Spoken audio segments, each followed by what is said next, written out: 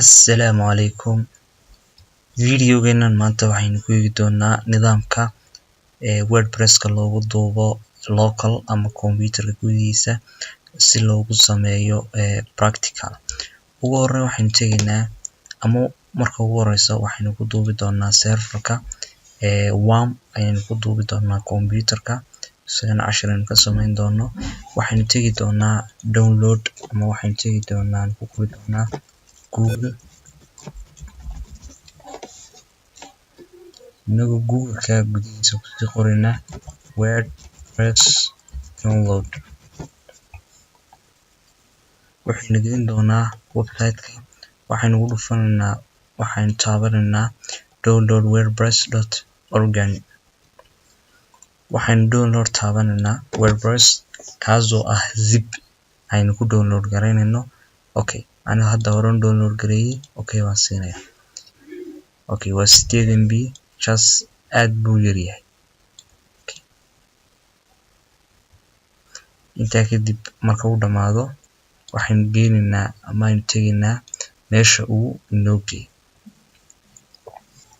Intaa kadib waxaynu taabanaynaa ama aynu tegaynaa meesha uu inoo geeyay file-kii.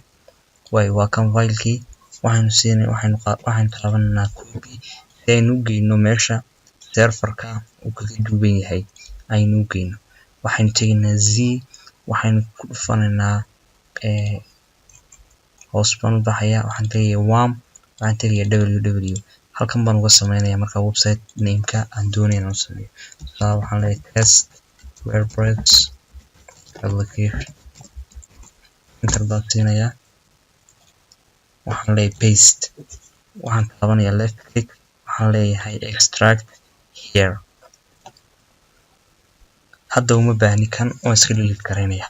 Okay, si aan u sameeyo haddaba installation waxaan tegayaa Google Chrome waxaan taabanayaa localhost.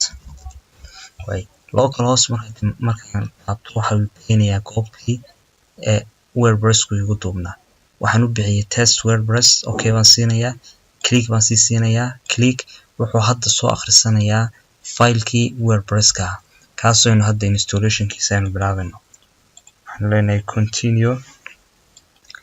waxaynu weydiin doonaa database name iyo username password host dhammaan kuwaynu buuxin doonaa. Waxaynu leenahay let's go. Okay, haddaba si aynu database-ka ugu sameyno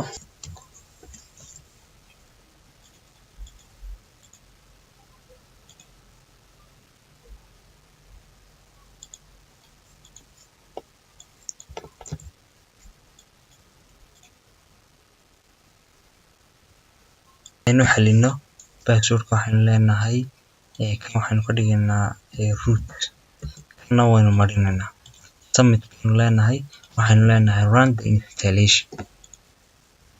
Okay, site name-kii baynu bixinaa tusaale ahaan username-kii ayaan hadda rabaa inaan isna magacaabo.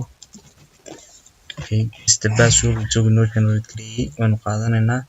kana waxa weeye email-kii aynu isticmaalaynay. waxaynu leenahay install WordPress. Okay, waxaan leeyahay login waxaan ku dhufanayaa xaqiiqda aan leeyahay kan the